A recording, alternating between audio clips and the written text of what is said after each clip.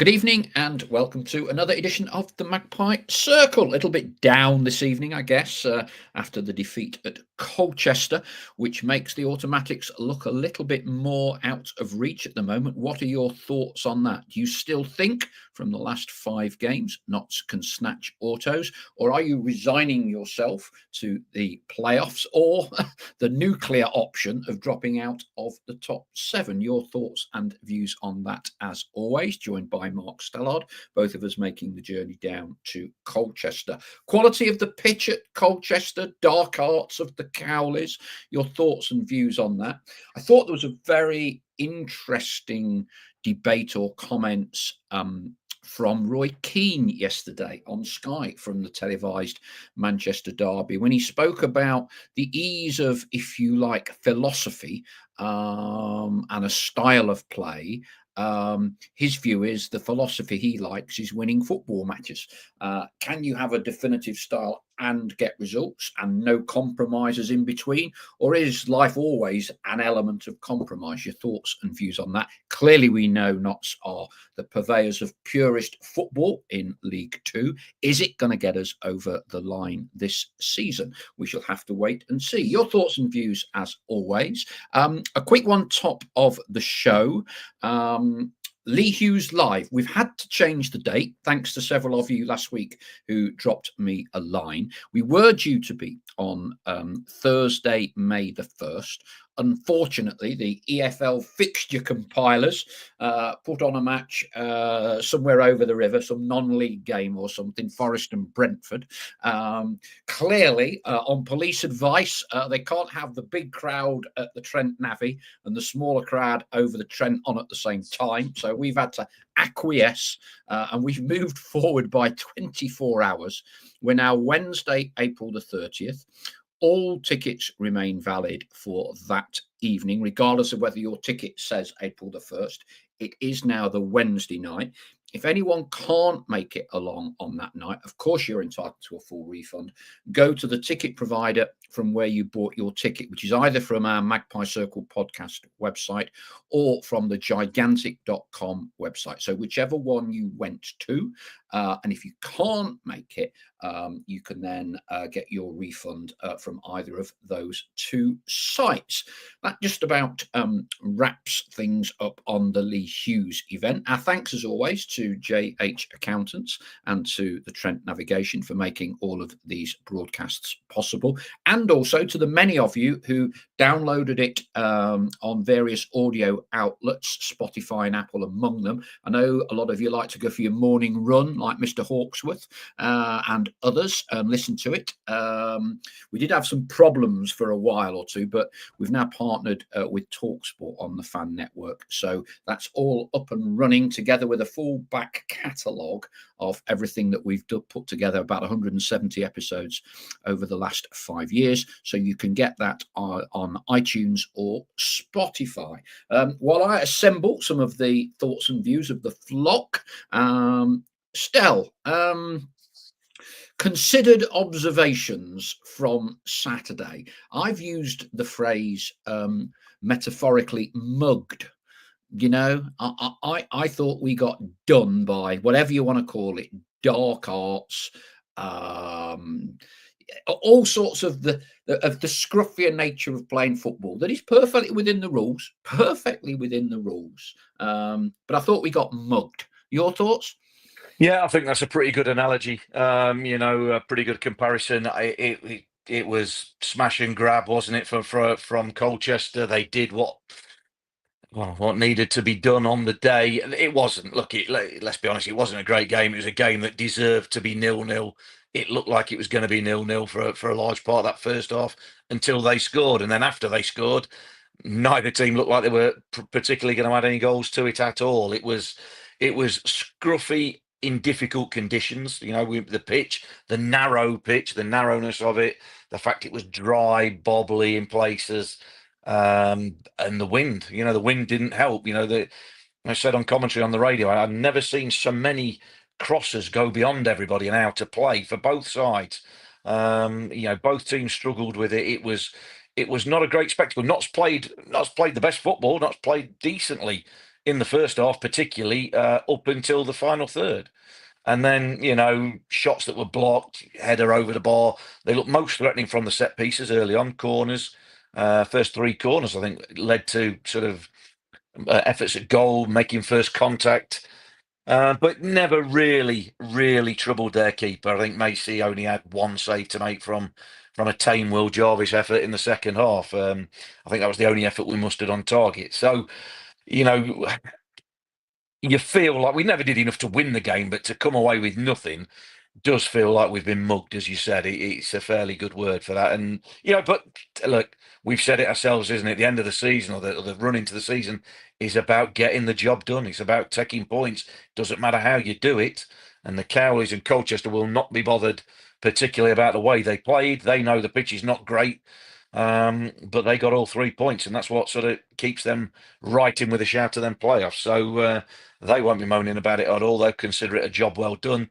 Say for Stewart and the players, frustration, but got to go again. Game at home now on Friday night against Salford, another tough game. And again, no different. It's about 3 points. A relative new build stadium and quite nice, quite nice. Been there a few times now. I think it's been up for about 10, 12 years. But the state of the pitch obviously has attracted attention. The midweek, the previous week's game on telly, it was very dry, sandy, very, very bobbly. Now, some of the flock, I noticed several Notts fans saying, that pitch shouldn't be allowed. I think you've got a bit of info on, the width of the pitch, which I think quite a few of us clocked as being narrower than it might ordinarily be. But there's not much really a football league can do about this. I mean, there are, part of the dark arts, call it whatever you will. You prepare a surface, don't you, to best suit your team. And I'm sure the Cowleys have an input into the agronomy. I was going to say lay a road, but that's a long time ago. Whatever it is called now, I'm sure right down to when the sprinklers come on and off, I'm sure they have an input into it. Yeah, absolutely. And look, I don't know as if they absolutely want it like that themselves. I think if you look at previous goals they've conceded, they've been caused a little bit by the bobbles of the pitch. So I'm not sure it's exactly how they would want it, but you're right. Whenever you see, as you say, a new build, if you like, pitch, a fairly modern 10, 12-year-old pitch within a set of purpose-built stadium like it is, you expect the full expanse of grass to be covered by the pitch with a little bit for the technical areas. Well, since I'd last been there last year, at the start of last year, I'm certain the first thing we noticed, cracking me, the widths of the pitch look about 10 yards away from the edge of the grass. So speaking to one of their, I think it was their hospital radio guy down there, and he was saying, yeah, they've narrowed the pitch as a result. They've had problems with drainage in the last 18 months or so on the wide areas.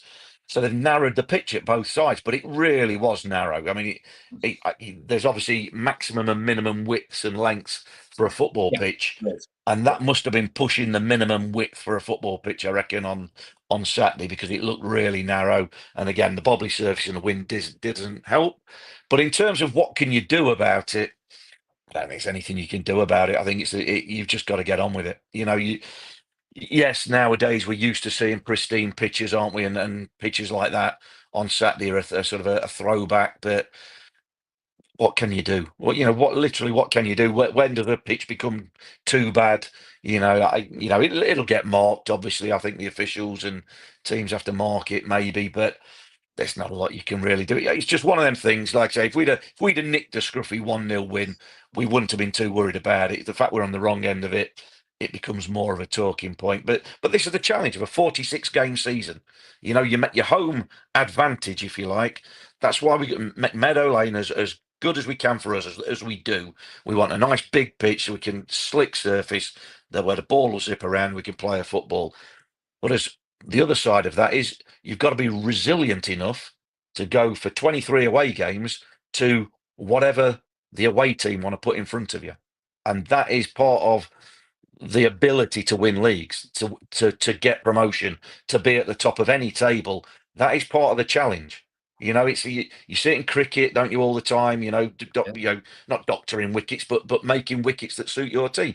In football, it's to a much lesser degree, but you want exactly the same. If you play with width and you want to pass the ball, you want a quick, fast, wide, big pitch. If you're a bit more physical and robust and you don't have wingers and you want to play more centrally down the pitch, you want a narrow, tight pitch, things like that. So you use what you can to your advantage. You can't punish teams, I don't think, for it. Yes, if a pitch becomes dangerous, then obviously that's not acceptable. But yeah, I don't think there's anything you can really do about that pitch on Saturday. It wasn't ideal, but we've certainly seen worse. It was not terrible. It was just not ideal. And unfortunately, the one scruffy goal in the game went their way, and we wouldn't have been moaning so much if it had been come our way. But yeah, not a great spectacle, but we've got to move on now.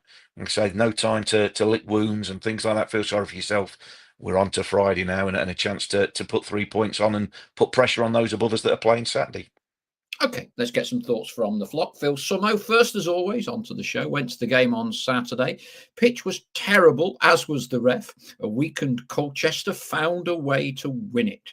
Blimey, it was a boring watch. My only criticism of Notts, they had no plan B. But at least Jody Jones is back. Evening from PJ Defiance. Bud Chatwin says, evening all. Missed Abbott. Jody not fully ready. And when we get promotion, which we will, we'll have Macca on a season-long loan. You heard it here first. Bud is certainly optimistic. David Dawes, Stell, it would be nice if your colleague could say to Stuart Maynard, that was rubbish. Why don't you shoot more instead of trying to score the perfect goal? Let him know what people are thinking. So slightly juxtaposition of views between Bud and David there. Ian Haywood, he's not a happy bunny either. Watch the game on Pie's player. Know what he's done there.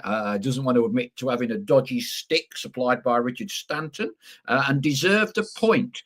Bad weekend all round. Ready for the Brits in Formula One, and I just had a tenner on the horses. I am a believer. We get third. We get good odds on third right now. I would have thought. Gasly 6 hour round trip to Colchester. Massive missed chance. The luck finally ran out on other results. Colchester are becoming a bogey away team and ground for us. Anyone else still not over last Saturday, says Royston. Ian Cooksey, mentally weak players cannot perform when the pressure is gone. Won 2 games on the trot, chance to put a real marker down, but can't manage a shot on target. Then again, that's probably why we're in Division 4.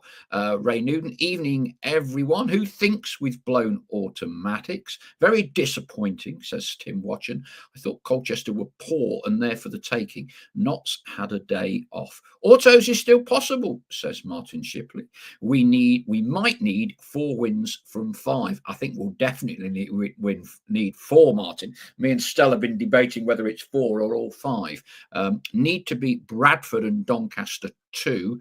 Yes, we can do it. David Skinner, I got the feeling listening to Stuart post-match that he was actually disappointed with the players in terms of a lack of penetration into the box. Too much side to side. Evening from Port Huskisson. When was the last time, asks David Skinner, that Notts had a player who ran with the ball down the middle of the pitch? It is so long, I can't recall. Evening from Stuart Newton and Karen Knight, both show regulars. Mark Williams, 1 step forward, 1 step sideways and backwards. If we're going to secure autos, that has to stop starting Friday night.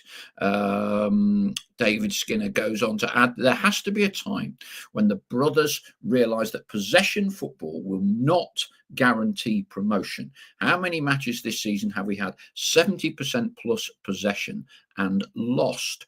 I was more worried, says Ian Haywood, about Jody Jones getting injured again on that pitch at Colchester than actually losing. Evening from John Carty. Chris Gosling, I was at Colchester, didn't think we did anything wrong in particular, but the pitch was farcical, and there are others like it in League Two.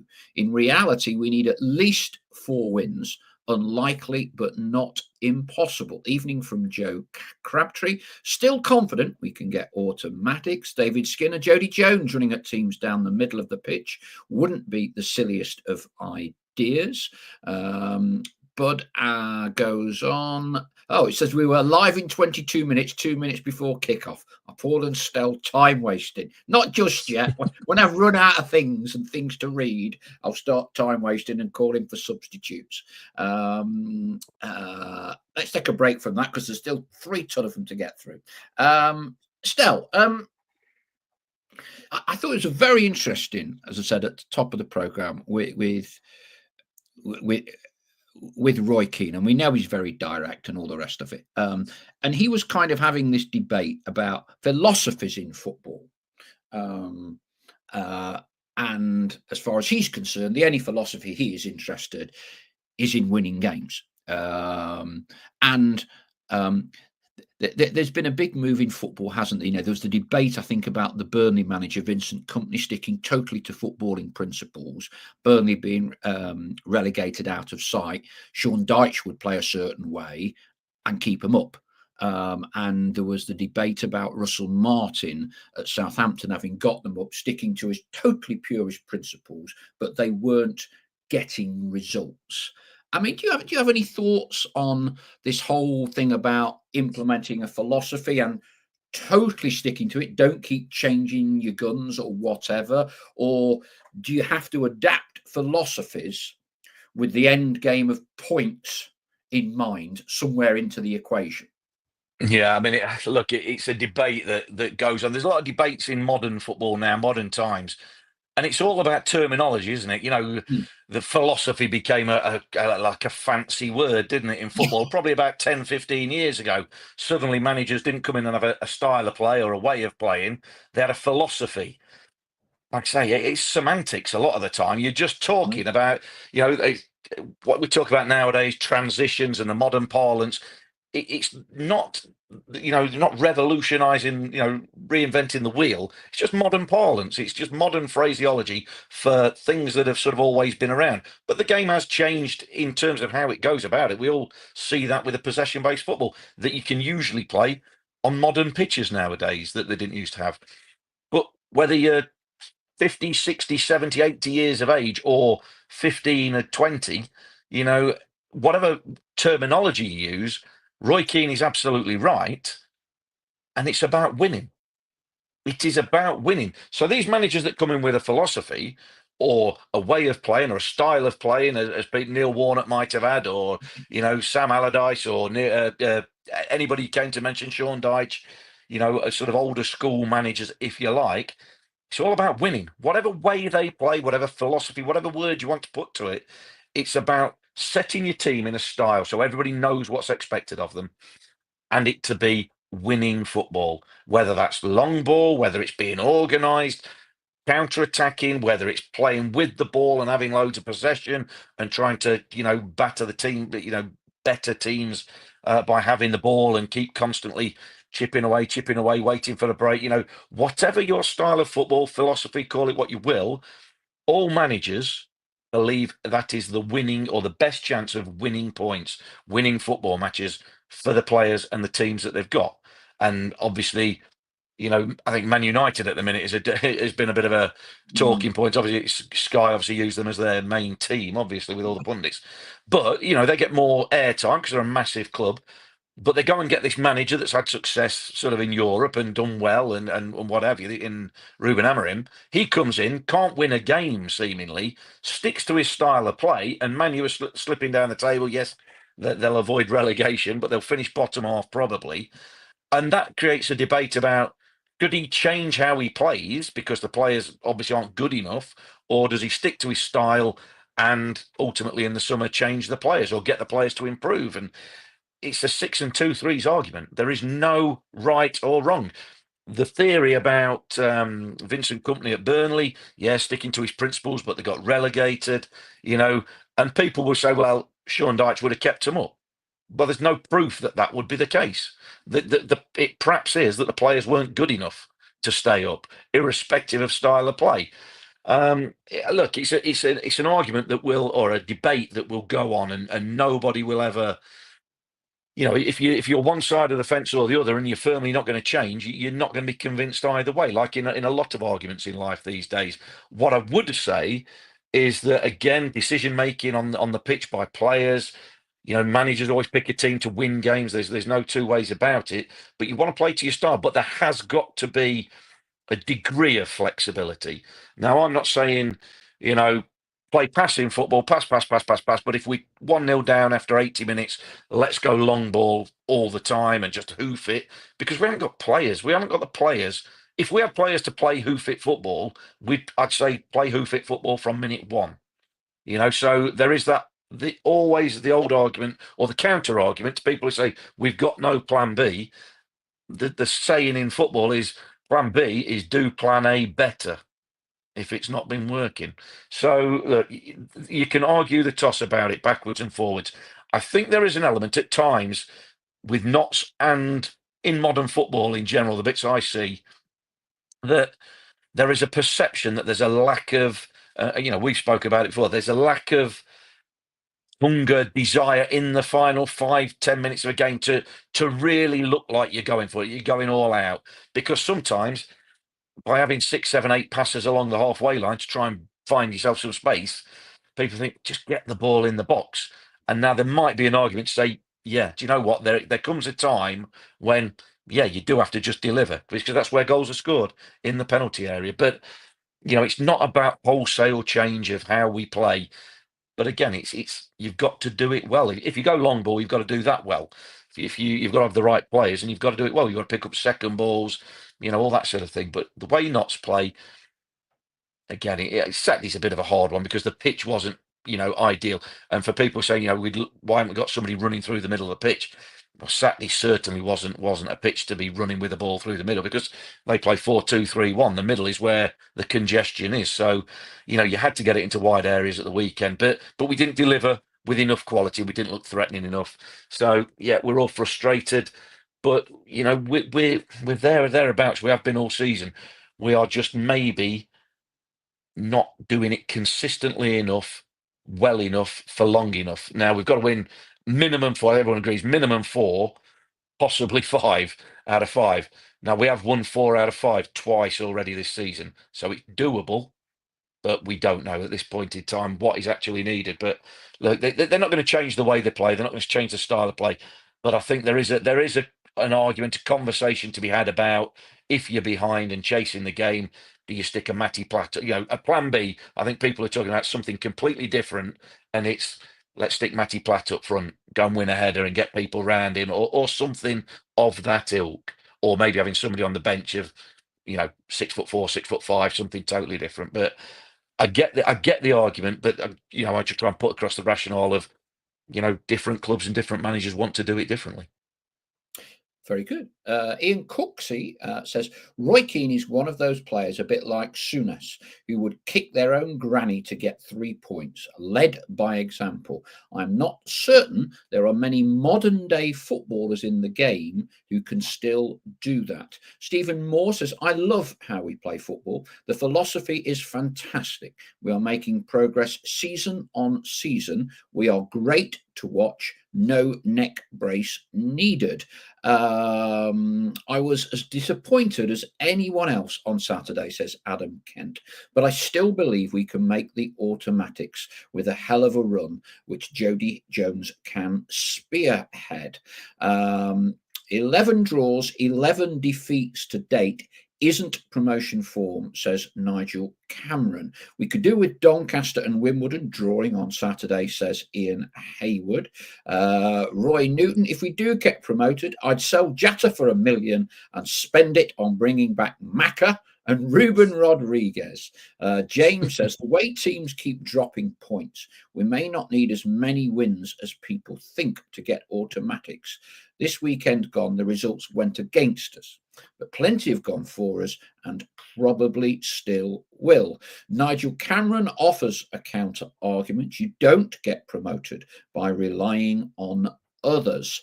Royston, why does everyone think we'll get Macaulay Langstaff back? Well, we ain't going to have him back this season, are we? Chris Gosling actually thought Traore looked the most likely to make something happen when he came on. Would like to see him start, as he'll be hungry to make an impression. Jibala says, I'd sooner, rather than Macca, try and buy Abbott than expect any recently departed pies to come back. Good luck with that one, Jibala. I think there might be a few people ahead of us in the race to see what they can sort out for Mr. Abbott. Certainly hope he can be back for Friday night against Salford. Yeah, I know you're not a betting man, Stel. Would you be making it odds on now, or odds on playoffs? You know, of the three, the nuclear option with fall apart. I think we're all agree we've got to win 4, if not 5. Do you more or less see us nailed on for playoffs? Yeah, I look, cracking me. Yeah, if you were asking me where I suspect we're going to finish, playoffs is the leading candidate. It's sort of, where we've been for the majority of the Yeah, season. yeah, But again, if you're pushing me, I'd say we are. What, 2 weeks ago I was saying we had the same chance of automatic as we have of missing the playoffs. I would yeah. say that's skewed slightly in favour of more likely automatic than the missing the playoffs. I think with the results and with the games that are, coming up for other teams as well, I think playoffs looks favourite, doesn't it? If when all's said and done, we can hope and we can be optimistic, and with a good finish, we can still make automatic. Of course, we can. But I think if you were, you're asking me where I was going to put my house on, you would say playoffs at the minute. So yeah, I don't think that's sticking your neck out too much. But we can but hope, and it can change. I say that it's that tight, and there are that many games involving teams in and around that, like I say, it's not straightforward. It's never going to be straightforward, this running. And like I say, with the teams we've got to play as well, throw that into the mix. It's like I say, it's not done and dusted. Even with 5 games to go now, I'm still looking at the fixtures and trying to pre-plan and think, right. But you still look at other games and go, we're not really sure what we want. Like we're saying there, Doncaster, Wimbledon, yeah, you feel like you want that to be a draw, but then that only depends on the results of the teams have after that. So if Wimbledon, if we knew Wimbledon were going to win every other game, you'd rather have Doncaster take points off them, or it's so hard to predict, and like I say, all Notts can worry about is taking care of their business. And like I say, I think that we'll need 4 wins and a draw, probably, realistically. I think 80, looking at the table now, 80, it might be 81, but yeah, you think 4 wins is an absolute minimum. And even then, you've got to pick and choose who you drop the points to, because if it is a Doncaster on the last day, then that could be crucial, obviously. So, look, win on Friday against Salford. That's the main thing, and then it'll just look a little bit different again, because obviously we play before most of the teams play on Saturday. Gazali, bit of humour. Wife went to Villa on Saturday working as a carer for a disabled Forest fan. As if the Colchester result wasn't bad enough, I then get a photo of her in a Forest shirt. Her bags were packed for her when she got home, says Gazali, who's just managed to dial into the show, having washed all his own clothes and cooked his own dinner. Ian Cooksey, if we are to make the playoffs, 4th or 5th would be a preferable finish, as it gives us a second leg at home. Now, one scenario I have seen, and clearly we're running before we can walk here, is that if not stayed in 6th or 7th, we would have a home game on the Sunday after the regular season has finished. And wait for this, Forest's game against Leicester, of all teams, has been put back to that one and same Sunday. Both are televised games. Goodness only knows what will happen, but I'd be surprised. Well, I will be staggered if the police allowed both matches, particularly if it's against Leicester, to take place on the same day, even with substantially staggered kickoff times. So we'll have to see what happens there. Clearly, something will have to give with the TV people. Greza Maxwell's back in again for the orange Craig Island shirt, yeah, and behind me, and I've not even read this. I hope it's readable. I'll trade a Mark Stallard 100 best throw-ins DVD. How Were did you he a know long that's throw in merchant, production? Stel? Hey, were you a long throw merchant? Oh, are you? Yeah. Right. Okay. Let's come back to more rational discussions. I jokingly said it can't get any worse second time against Salford on Friday night. Don't forget. 7:45. It can't get any worse second time around against Salford than the first, can it, Stel? Or do we not No, want to tempt fate? no, no. I don't think you can even tempt fate by saying that. I mean, no, it can't get worse. That was, again, and you look back at, look back over seasons, don't you? You always look for pivotal moments. And I remember, vividly that game probably sticks out as much as any game this season, that Salford game, because I think that was as low as it got. Coming back from there, losing 3-0, and we were on a bad run anyway, and you're sort of looking at going, this season could just become nothing. It really could be almost a carbon copy of last season. And then all of a sudden, it turned around. We sort of said, it's about the response, and they did respond over Christmas. Really good response, and kicked on from there. So it does go to show, what League Two. The person that calls it fourth division. I know what it is. It's the fourth top division. It's League Two for a reason. Sometimes our expectations and standards that the team have set, sometimes our expectations get carried away and we lose sight of what standard of football we're actually watching, which is a compliment, I think, to Stuart and the players, you know. But it is the fourth division, so you're going to get this topsy-turvy, inconsistent form where you might not win for 5 or 6 games, but then all of a sudden you win 6 out of 7 or something daft like that.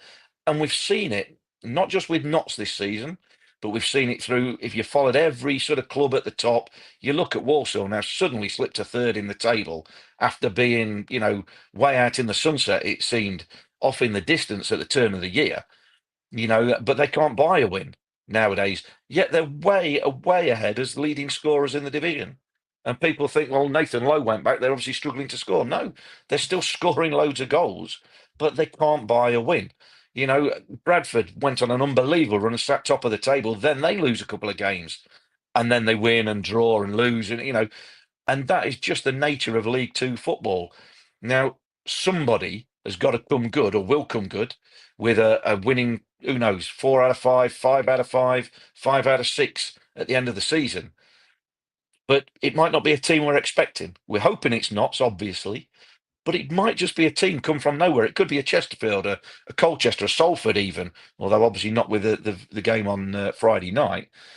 But you just don't know. That's the beauty of it. And whenever you lose a game like we did on Saturday, we're all disappointed. Oh, it's not going to happen. It's not going to happen. But remember, we were exactly the same after that first Salford game.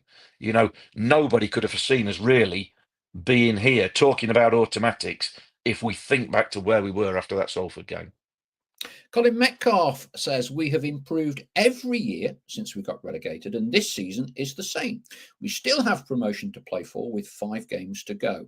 Whichever way that is, and it goes, I still believe. Evening from Pythagorean. Corners now just seem hit and hope. No longer mix it up with short corners. Lack of smart passes, not creating enough good chances. No autos, but playoffs will have to do, says Royston. Colin Metcalf renewed my season ticket today in hopeful anticipation of League One football next season. Yeah, season tickets were up. You could renew them first day today. Who in the flock has been renewing them? Anyone taken out the standing season ticket at the top of the Kop, the back rows of the Kop? Dale Pikett. Notts are just flat track bullies. We can beat mid-table and bottom half teams, but cannot beat any of the top 7. And that is what is going to cost us. Now, that is something that sort of periodically raised its head, Stella, our record against teams in the top half, top 7, top 8. Ultimately, you judge total number of points rather than anything else. But clearly, there's an odds-on probability of playoffs at the moment. I think you've spoke about this before. I think one of the phrases you used was that until Notts do start getting better results against top six, top seven clubs, the one that would stand out in the last month or so, I guess, would be Grimsby away. Is that 2 months ago?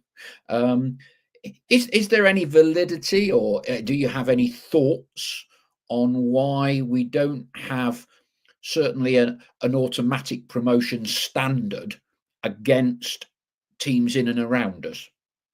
Well, look, the term flat track bully, you can't really produce any evidence to say no, that's not the case, because you look at our record against the teams at the top, and it's not good. So I can't sit here and sort of say, well, no, that's absolute garbage, because it isn't. You look at the stats, we haven't, you know, Bradford, Port Vale, Walsall, Doncaster. I'm looking at the table there now, and I'm reeling this off the top of my head. But but you look at the record against them teams. No, we haven't got a winning record in and around them teams. Now people go, well, there you go, then that proves it, and you could, yeah, absolutely. The other side of the coin is you go, well, how are we up there, and how have we stayed up there? Now, we're obviously picking up the bulk of our points by beating the teams below us, whereas maybe some of them teams in and around us are dropping points against teams they should beat and beating teams in and around them. Like you say, it's points accumulation. It's the points is the bottom line. That will dictate where we end up. But I absolutely can't, based on results, can't offer you any denial of that term that, yeah, maybe we are a bit flat track bullies. Maybe there's something, when you look for reasons, what would it be? Well, obviously they're better teams, that are at the top of the table, so they're harder to beat.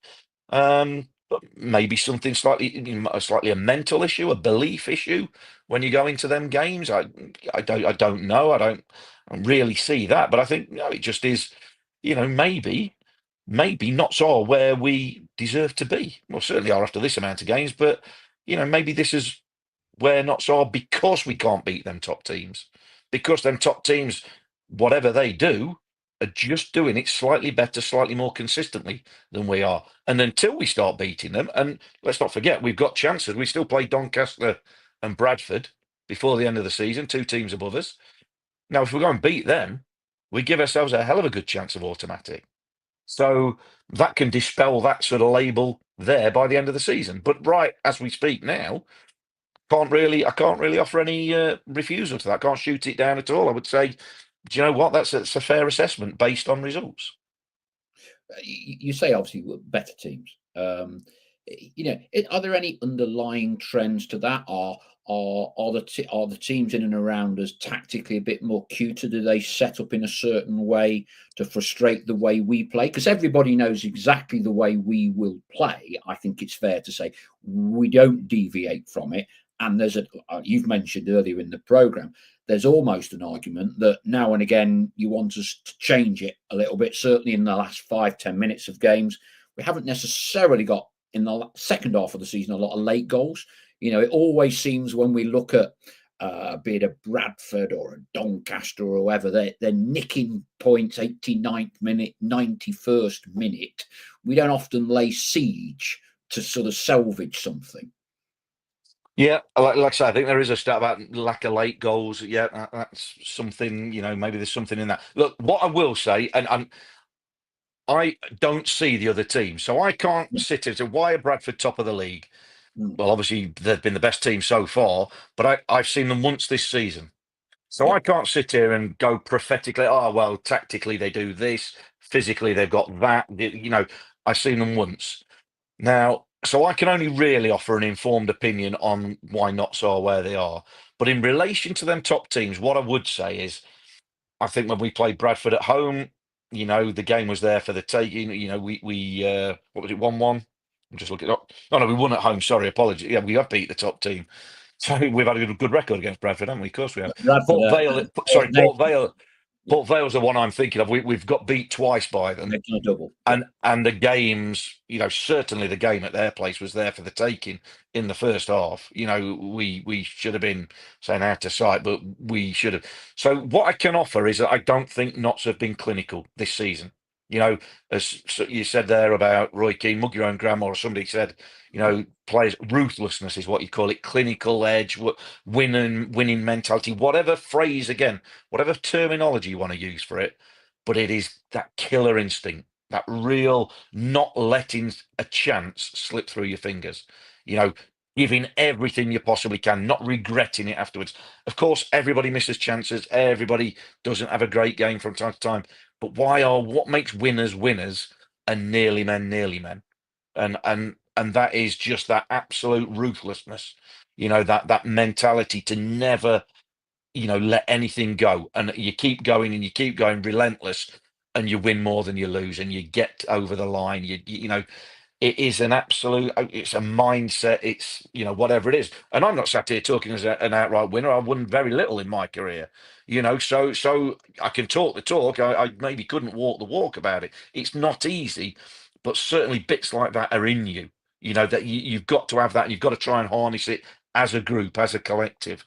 So look, it's deady. It's like a lot of things, like on all these podcasts that we do and everybody else does, Yeah. and people down the pub, everybody's got an opinion about it. But if you delve into it, they're giving an opinions on a team that they've seen twice, and they're looking at the league table, looking at some stats, and say, "Well, that means I know, Graham Alexander's tactics must be brilliant." But they weren't that brilliant when we beat them 3-0, and they weren't that brilliant when we battered them last season, home and away. And hopefully we'll have the same record at the end of this season. But it's just about, well, like I say, that resilience and ability over 46 games that gets you there, over a league season. Anybody can be good or bad in one game or a couple of games or whatever, but you need that real killer mentality to do it 46 times a season and get over the line. So what separates winners from nearly men? I don't know the answer apart from that absolute mentality, because there's a hair's width in terms of talent and ability. All right. So the obvious question to try and put you on the spot is that you may only have seen Bradford once. You've seen Notts 40 times. What you've just been talking about there, to the real winning mentality, getting yourself over the line. Do you see that in this Notts team this season? Yes, I see it. Do I see it enough that we're going to finish top of the pile? No. But again, that's a difficult thing. That is a difficult thing to be top. We've not any divine right to finish top of the No. table. Other teams are allowed to fight and scrap and want it more and have ability and good players and budgets and a lot of things. So we've definitely got a winning mentality. You look at how many games we won, 19 games. They've got that winning mentality. What again? We're talking percentages, real thin, narrow percentages. By saying I don't think there's the absolute killer clinical edge. I'm talking about the difference between us finishing first and maybe fifth. Do you know what I mean? I'm not talking about us Mhm. finishing bottom. We're so far off it. I'm talking about. I think for the ability our players have got, for the way they play, and then you can throw in stats like the possession that we have and things like that, that where we have the ball, the amount of chances created. I don't think we maximize our, what's the word you could use, efficiency. Or, what I don't think we get the absolute most. I I don't think we absolutely kill ourselves to get the ball in the net. For want of a non-footballing phrase, but I don't Mhm. think we absolutely kill ourselves. We look pretty, we look good with the ball. We've got talented players.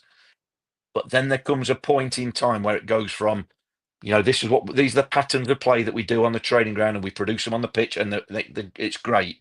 And some of the football, whoever it was that said they like the way we play, I like the way we play. But I would like, if I was going to be critical, and I'm talking again percentages, I would like us to have a real killer, break your neck kind of mentality, that when the ball's in the opposition penalty area, it isn't coming out, it's going in the back of the net, or we're getting an effort on goal, or we are putting the ball in the back of the net. And I think that would be my slight area of criticism, or again, it's not criticism, it's room for improvement.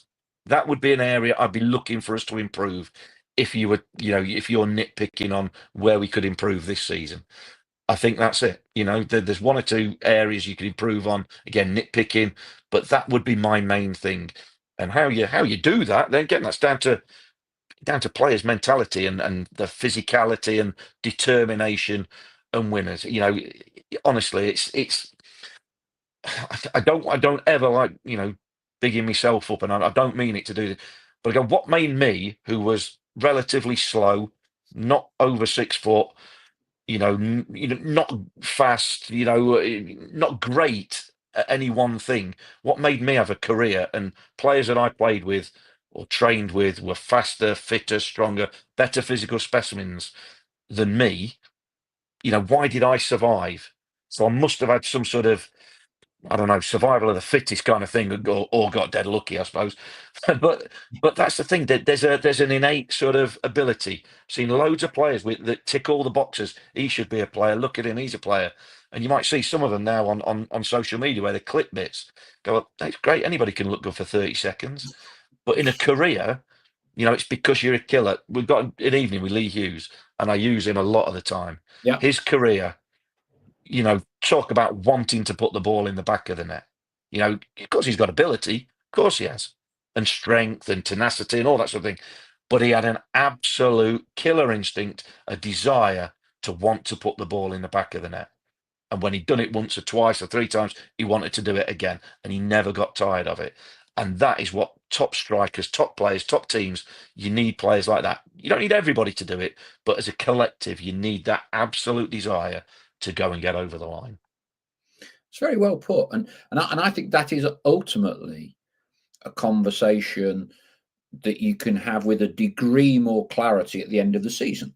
Because at the minute, we, on a bad week, will say the transfer window in January was terrible. Yeah. On a good week, we'll say, they got some really good players and Jarvis has come on a long way and Whitaker scored key goals. And we go up. You clearly say January transfer window was fine, brought in what was needed to get us over the finishing line. And we will know sometime in May exactly where we've finished. I think the point that you make, I think one of the slight challenges, I think, is sometimes from a generational perspective with Notts. So Jurassic era, like me, you would remember Notts playing in the top flight. 14 or 15 years under Jack Dunnett, for instance, never outside the top two divisions of English football, and a lot of admiration within the football pyramid for Jimmy Cyril, Jack Dunnett, the chairman, and Howard Wilkinson, who carved out a career as the last English manager to win the Premier League, cut his teeth at Notts County. So there was a lot of admiration for Notts as a club. I also think being, the second biggest supported club in this division carries with it a weight of expectation as well, because by definition, if you've got the second largest crowd, you're going to have a reasonable budget. It's clearly better playing in front of 10,000 fans at home than it is 5 or 6. So I think that brings with it benefits. But at the minute, we kind of just seesaw week to week, don't we? And even on these shows, it's fine. We won the other week. MK Dons, fantastic, great position, beat Colchester. Automatics is now, because we've lost, it's got to win all 5, whatever. I just think there's that. As you say, it's incredibly fine dividing lines. But it is, personally, I just start off the show. I do find it frustrating at times that we got mugged by Colchester. Now, are they a better side than us? Depends how you define better, doesn't it? Ability, no, but it's about getting results. It's about getting results. And I had a horrible little feeling that, we might be cowled or whatever you want to call it. And you were kind of alluding to that just a little bit in what I thought was a very good segment from you about that at all costs, kick your granny, do whatever it takes, mentality, whatever. If you're losing 1-0 and it's the 3rd minute of stoppage time, somehow get an equaliser, somehow or other. I'm not totally sure that's in our locker when you're looking at those fine margins at the minute. I mean, like I say, you're right, and I mean, I think it's popped in when Stewart got himself sent off, or yeah, when he kicked the ball away at the end. I forget which game it was at Meadow Lane, and you think, yeah, that's fine. People look at Stewart, and lovely fella, nice. Is he too nice? That big question mark. I think some people have. Does that rub off on the team? But then you see that's what it means. That's what it means. It doesn't matter he gets sent off, really. Yes, he comes out and trot out, well, yeah, it's not going to blah, blah, blah. But we've won the game. Winning yeah, the game is what matters. That's what matters. Roy Keane, you say that the winning philosophy, if you want to call it philosophy, winning, that's what it is. It's what all managers seek because it's what keeps them in a job. If they don't win often enough, they're out of a job. So it's all about winning. Again, it's like I say, you can't always do it. That's the thing, and that's what makes football frustrating for all us fans, for all us people. We want to win so much. We know nobody is a good loser. Nobody is. Nobody likes losing. Particularly when you care about something. So ultimately, after like say a mugging of a defeat at the weekend, if you like, against Colchester. And look, let's take nothing away from Colchester. They were depleted with a few injuries as well, yeah, but they got 3 points. So they're looking at it going, we are exactly what you're describing. We've found a way of getting it done, clinical, ruthless, no matter what. Yeah, credit to them. You can't take it away. There's no point crying over spilled milk. Once it's gone, it's gone. We had a chance, we didn't take it. Right, on to the next one though now, and we've got to learn from whatever errors were made. But like I say, it's frustrating because it's the holy grail, isn't it? Consistency, winning consistently. You know, you've got to have ability, you've got to have application, you've got to have mentality, and you've got to have a bit of luck as well. And at the weekend, it was by no means a bad performance. We didn't have any luck, and we didn't get the rub of the green. And just the one moment we got found wanting. NCFC World says it took Mansfield time to get promoted to League One. It took us time to get out of the National League. We're progressing in the right direction. I'd love us to go up this season, don't get me wrong, but we're a club on the up. Ian Cooksey, we need some aggressive footballers. I think he didn't quite spell it like that. Both on the bench and off and on the pitch. But Jimmy Sherrill and Neil Warnock had them, and teams hated playing against us. Pythagoras on the business of football. Colchester lost 3.7 million last season. Notts losing well over $1 million a year. 2024 financial figures. Yeah, welcome to the wacky world of football business, Pythagoras. Sustainable football. Yeah, I'm not sure there's too many of them exist. And that's an interesting thing, still, with Salford coming up on Friday night. Like you say, everybody in the pub, Sunday morning football, we've all got an opinion. We all think we can do the job better than the professionals. But equally, it's interesting because if you parachute in a group of footballers who have played for one of the most successful modern dynasties of football in England in the past 50 years, and you've got a multi-million-pound backer, right, that writes off God knows how many millions of pounds, you still end up with a ground that's probably worse than Ilkeston, playing in League Two like us. And of course, I'm talking about Salford and, Gary Neville, who's quite outspoken on a lot of things. And I think he's very entertaining. Roy Keane is there. Ryan Giggs has been helping out with the coaching or setup there. Paul Scholes is there. You'd think with all that kind of nous, and up until 12 months ago, Peter Lim, the Malaysian billionaire, if it's that straightforward and it's just transplanting football knowledge and you got a bit of money, even with 2,000 gates, Salford should be playing in a better stadium and should be somewhere knocking on the door of the Championship. But it ain't, is it? And that's part of the magic of what football is all about. It's why Carlisle have splashed a ton of cash this year.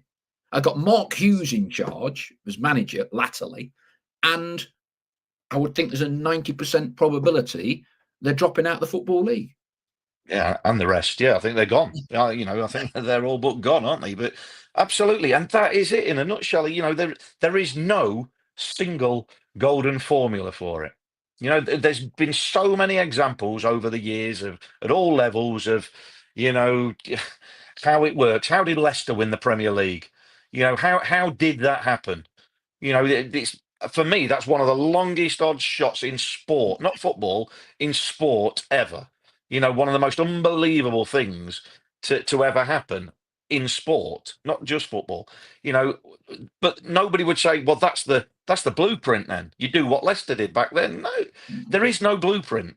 You know, you can put all the equation together of talent, hard work, nous off the pitch, you know, experience, youth, a combination of everything, and there's no guarantees, and that's the beauty, but it's also the frustration. It's why everybody's an expert but nobody really knows anything. And you know, it's what drives us mad, but it's what drives conversation after conversation, in the pub, in the terraces, on the, you know, in the stands, in cars up and down the country. You know, stopped at Peterborough services on the way back, saw a load of Notts fans, having a chat with them and hearing their frustrations and theories and ideas and whatever.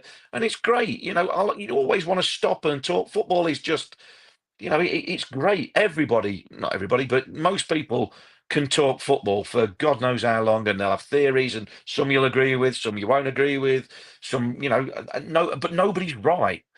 And that's the that's the beauty of it. Nobody's absolutely right. It's so you everybody's entitled to their opinion and their theory, and some can be shot down, and some can maybe be disproved, but in general, everybody's entitled to an opinion, and that's why it is so inclusive. You know, and that's why everybody gets so excited and emotive about it. And you know, we're coming into a running of a season in what is, you know, go on, this is more exciting than the Premier League, isn't it? And Premier League's boring. Liverpool have had it wrapped up for ages. The sort of top five is, well, who really cares? The bottom three are going down, and nobody's really bothered about that. You know, there's not a great deal of excitement to play for. League Two, you couldn't tell. Like I say, there's 11 teams or so that fighting for any sort of position, and none of them have got any sort of consistency. You know, any team can beat anybody on any given day. There's no predictability about it, and it keeps you going, and it keeps you, you know, entranced, if you like. And it's brilliant but frustrating when it don't go your way, but it's magic, and it's what keeps us going. And look, it's what provokes hours and hours of conversation and thoughts and ideas, and you know, counter ideas and all that sort of stuff, all that conversation, and not saying argument, debate and what have you. But it's so frustrating because we're all chasing that golden egg, if you like, of success. And then, and let me put this in, I'm speaking way ahead of my turn, but let's put success in here. How long till the conversation about, but we'll struggle in League One, we'll struggle in League One, we're not good enough for that? You go, well, you know, there's sort of no pleasing some people, but you know them conversations will come. And you're like, we chase success, and then when it gets close, you find a reason to go, but we'll struggle in the next division, we're not good enough for that, which, you know, that's a different conversation. It's honestly, football drives people, the most common sense of people, but it doesn't always bring common sense out of you. Yeah, well, that's already happens to you. Don't get to see the message boards, dear. But No. I've chosen not to read them out for a week or two. But there are plenty along the lines of, we don't want to go up this year because we ain't got enough good players, and we come straight back down. So that one has already been mentioned. Pythagorean on the football business. Salford lost, according to Pythagorean. I've not seen it myself. I wouldn't be surprised.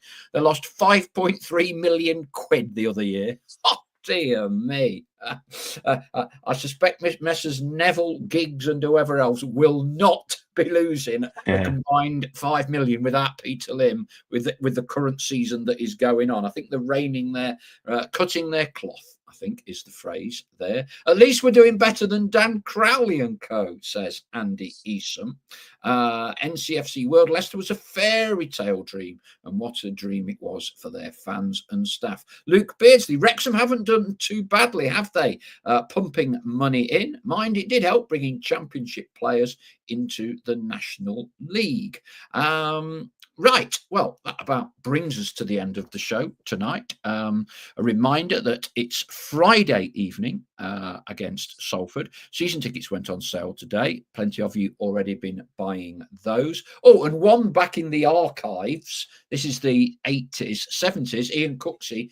If you're under 50, you won't even know who these people are. John Bond and John Toshak hated their teams playing against us, and the caveat to that was John Bond used to be manager of Bournemouth. And when Bournemouth and Notts were vying for Division 4 title, or might have been Division 3, John Bond was quite vociferous in his criticism of Notts as being a bit agricultural. And I'm reminded of the great story by Bob Worthington, left back for Notts, warming up opposite sides of the pitch to a young Bournemouth winger called Harry Redknapp.